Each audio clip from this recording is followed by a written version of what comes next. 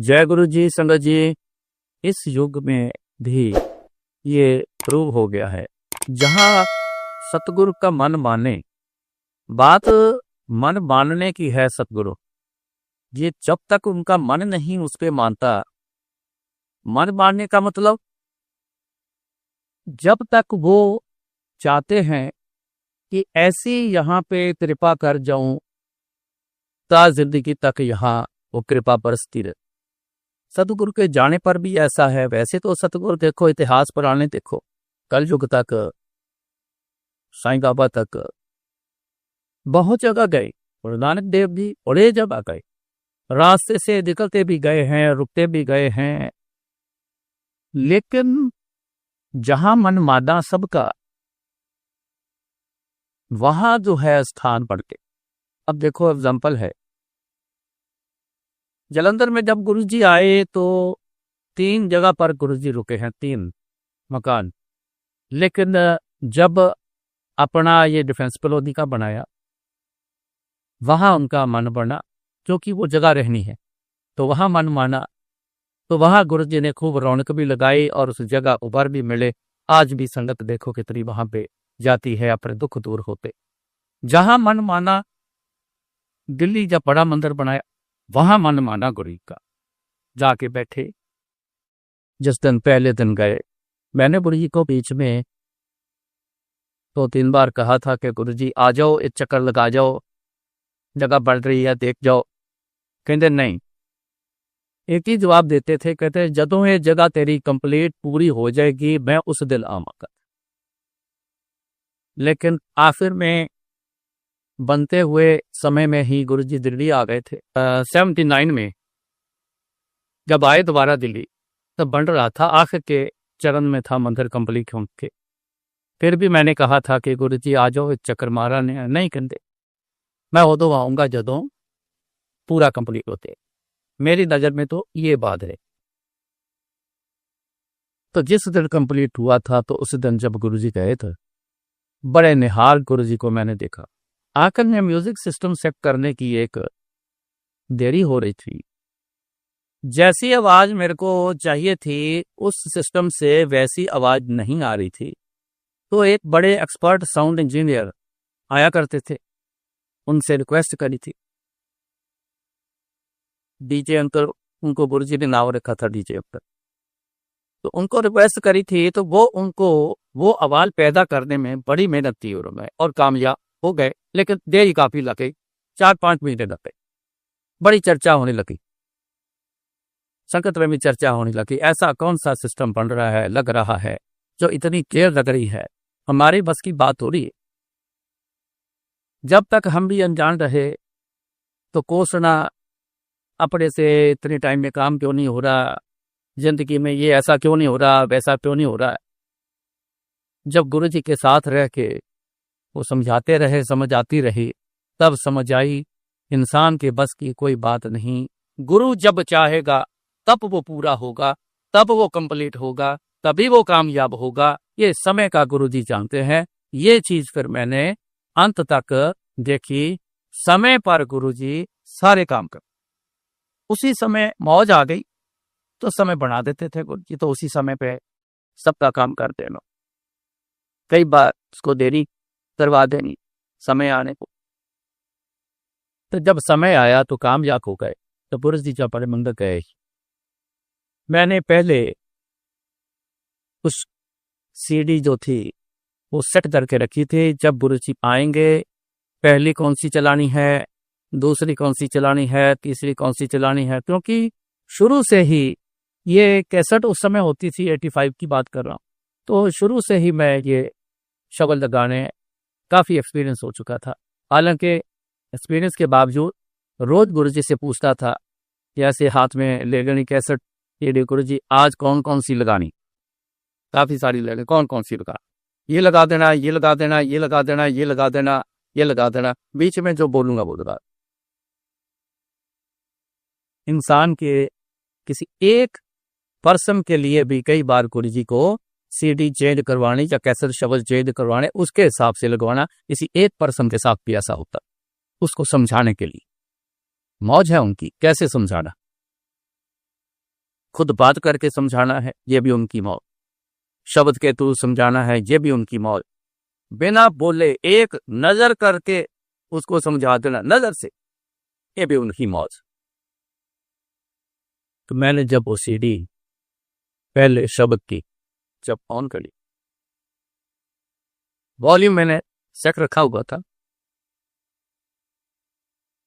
सारी संगत हैरान रह गई।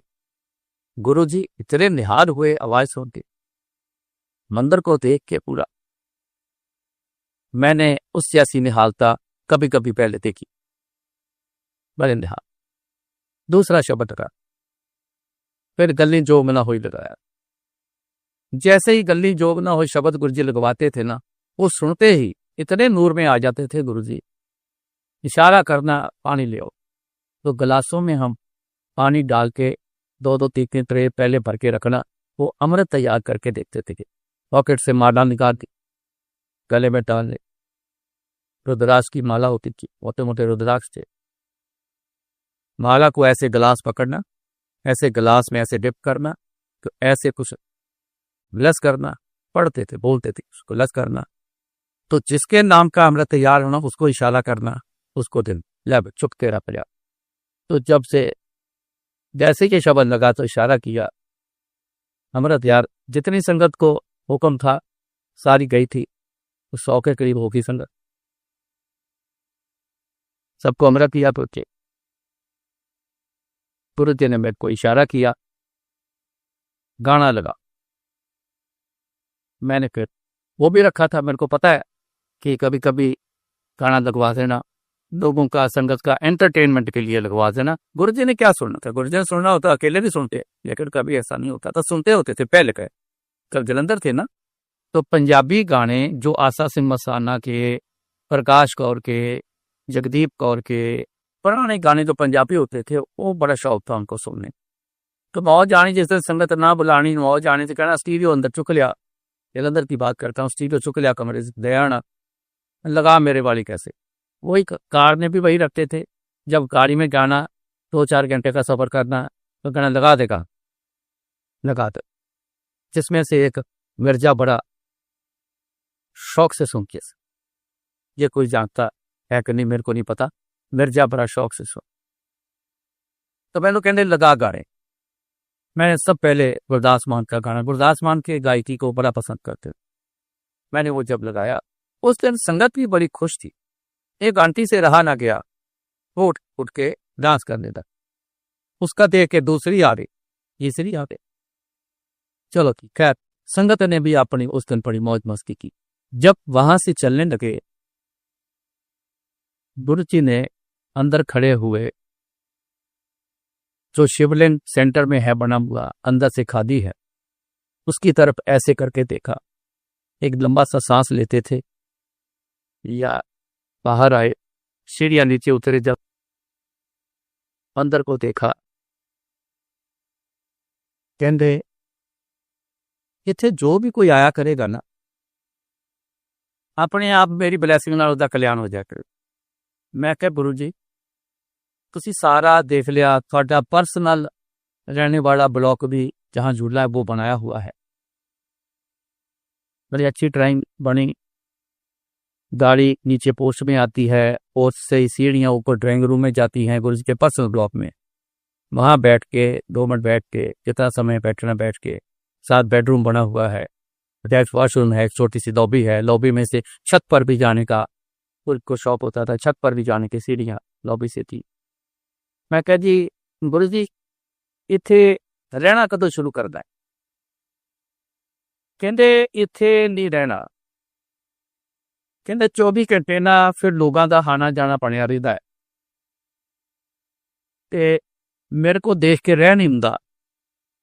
तो चंडीगढ़ भी जब गुरु जी गए थे ना, तो वहाँ इतनी थकावट हो गई थी गुरु जी को, वहाँ 24 घंटे दरबार जैसे चलना होता, आधी रात को लोग आते रहते। अब मैं जानता हूँ संगत ने देखा होगा, चोटपुर संगत ने देखा होगा, जो बह को उस समय कोई आता था जब मंदिर की शुरुआत की कंस्ट्रक्शन की, ज्यादा लोग नहीं आते थे, कुछ 8-10 फैमिली आती थी बार बारी, ऐसे किसी का जमन करना आना। जब प्लॉट खरीदा था, इतनी झाड़ियां, इतने बड़े बड़े पत्थर जमीन में, बड़े बड़े हाथी से भी बड़े बड़े वो जमीन पूरी पत्थरों और पत्थरों के बीच में कांटेदार झाड़ियों से भरी पड़ी, पैर रखने की जगह नहीं। जहां गेट है, थोड़ी सी जगह, 30-40 फुट का एरिया, वहां पे प्लेन था। पूरे प्लॉट में पैर रखने की जगह है। जब गुरु कृपा हुई, वो सब साफ सफाई हो गई, बिल्डिंग बन गई, गार्डनिंग शुरू से ही मैंने शुरू कर दी थी, ताकि मंदिर तैयार होते ही गार्डन जो है पूरी जोबन पर नजर आए, क्योंकि एकदम गुरु जी ने आना है, एकदम संगत ने भी आना है, तो ऐसा लगे कि हर चीज पूरी कंप्लीट। वो जब सीन मैं याद करता हूं कि पैर रखने की जगह नहीं थी, झाड़ियां, कांटेदार पत्थर बड़े बड़े, उसके बाद जब तैयार हो गई, गुरु जी आए, जिस दिन गुरु जी आके गए, तो मेरे को ये शब्द बड़ा याद आता, सा धरती पई हरिया को, जिथे मेरा सतगुरु बैठा आए। खाली एक बिल्डिंग बनने से, खाली गार्डनिंग से इसको हरियावल नहीं कहते, ये इशारा हरियावली का है। और है इसके साथ, बिल्डिंग के साथ, गार्डनिंग के साथ, इसके साथ क्या हरियावली है? जहां कोई पैर नहीं रख सकता था, करोड़ों दुनिया वहां पे आ रही, इसको हरा भरा के चहल पहल को लाखों साल। मेरे को एक ना बंदे ने ये वर्ड बोला था, वहां आसपास में कोई रहता था, जहां पार्किंग वाली जगह है उसी साइड, वहां एक कमरा बना हुआ था, एक रूम खाली कच्चा सा, उसमें कोई बंदा रहता था। वो पुराना गांव का बंदा है, बहुत पुराना बुजुर्ग, मेरे पास आया, यहाँ क्या बना रहे? ये हमारे गुरुजी हैं, उनका एक आश्रम बनेगा। उसने कहा, इस जमीन को आप देख के क्या समझते हो? मैं कहा, जी आपकी बात समझा नहीं, समझाओ। कहते, इस जमीन की पोजीशन देखो, दिख रही है, आपने अंदाजा होगा कि यहाँ कोई लाखों साल से भी किसी ने यहाँ पैर रखा होगा, यहाँ को ये सांपों की धरती है।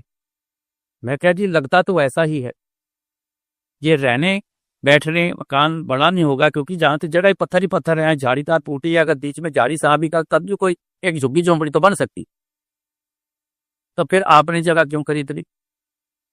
मैं कह, ये तो हमारे खुद की चाह, मैं इस पे अपना दिमाग नहीं लगाता। उसने ये वर्ड बोला कि लाखों साल से लगता है आपको यहाँ किसी ने पैर रखा हो, तो लाखों सालों से यकीन करना, वो जो जगह की पोजीशन थी, मैं जानता हूं, बस लाखों सालों से वाकई किसी ने वहां पैर नहीं रखा होगा, ऐसी पोजीशन वाली। लेकिन सा धरती पई हरियावली, जिथे मेरा सतगुरु बैठा आए, कि गुरु जी जब बैठ के पहले तो चले गए, फिर तो वहां संगत के दौर चालू हो गए, फिर तो संगत ही संगत वहां देखो, आज कितनी मौज लगी उड़ी है। ये है गुरुओं की, जहां बैठ जाएं, अब मौज आ जाए, इस जगह को क्या रूप देना है, तो फिर ऐसा रूप बन जाता है। इतनी दुनिया गुरु जी के बंदर आती, करीबन सारी दुनिया यही एक लफ्ज कहती है कि क्या वहां पे वाइब्रेशन थी, बड़ा टिकाऊ आ गया। कोई कहता है बड़ा आनंद आ गया, कोई कहता है बड़ी चैन आई थी। ये जो चीजें आपको जो फील होती है ना, ये है दर्शन जो सबको गुरु जी देते हैं। ये दर्शन, गुरु जी एक पावर, फेस का जो रूप है, ये तो हर बार बदल लेते हैं, गुरु जब आते हैं तो बदल लेते हैं, लेकिन अंदर की जो पावर की वाइब्रेशन है वो थोड़े बदलती, वो सदा ही हुई है। ये जो पावर का आप फील करते हो ना, ये दर्शन। आगे मेहनत करते जाओ, गुरु जी को याद करते जाओ, जितना याद करते जाओगे उतना कुछ ना कुछ गुरु जी आपको किसी और दर्शन के रूप में जरूर दे। कबूल हो गया आपका भक्ति, गुरु जी को याद करना इतना कबूल हो गया, तो एक दिन अंदर से दर्शन भी पूरे ऐसे साक्षात नहीं दिए हैं कई लोगों को। लेकिन ये मेहनत करके वहां तक पहुंचने की बात, बैठे बैठाए नहीं होना। ये बात बड़ी याद रखना। कोई भी दुनिया का बंदा कोई कुछ कहता रहे कि बैठे बैठाए कुछ हो जाएगा, नहीं होना। वो एक आध बंदा होगा जिसके पिछले जन्मों के कितने जबरदस्त बढ़िया कर्म किए हुए हैं, उस कर्मों के बिहाफ पे गुरु जी ऐसे करते हैं। ये अंदाजा नहीं है, बताया हुआ है गुरु जी। पिछले कर्मां दे हिसाब ना मैं किसी दा आंदियां ही कम कर देना। पिछले कर्मां दे हिसाब ना इतने वधिया कर्म कीते, ਉਹਦੇ कर्म मेरे दर्शन तक काबिलियत रखते सी, तो मैं घर बैठा दर्शन भी दिना। इतने महान कर्म, इतने जोरदार बढ़िया कर्म जो इंसान जीव जो कर जाते हैं, उनको ऐसे होता है। एक आध को देख के, दो चार को देख के, 8-10 को देख के सारे बंदे ये करते हैं कि उसको अपने आप हो गया, तो प्रचार भी करते हैं, बताएंगे, सलाह मशवरा भी देते, और यार कुछ नहीं, आप सब चिंता ना करो, आप बैठे बैठाए हो जाना। ऐसा नहीं होगा, करना पड़ेगा। ये चलने का मार्ग है। हाँ, वो बहुत कर्मों का बली है जिसको घर बैठे मिल गया। सुनते हैं, कभी कभार सुनते हैं, वो बड़े कर्मों का बली बैठे मिल गया। सारे थोड़ी। जग में उत्तम काटिए विरले केई की। ऐसे उत्तम इंसान जो है वो कोई कोई होता है। हो सकता है हमारे बीच में भी ऐसे कर्म वाला हो, पर हम देख नहीं सकते।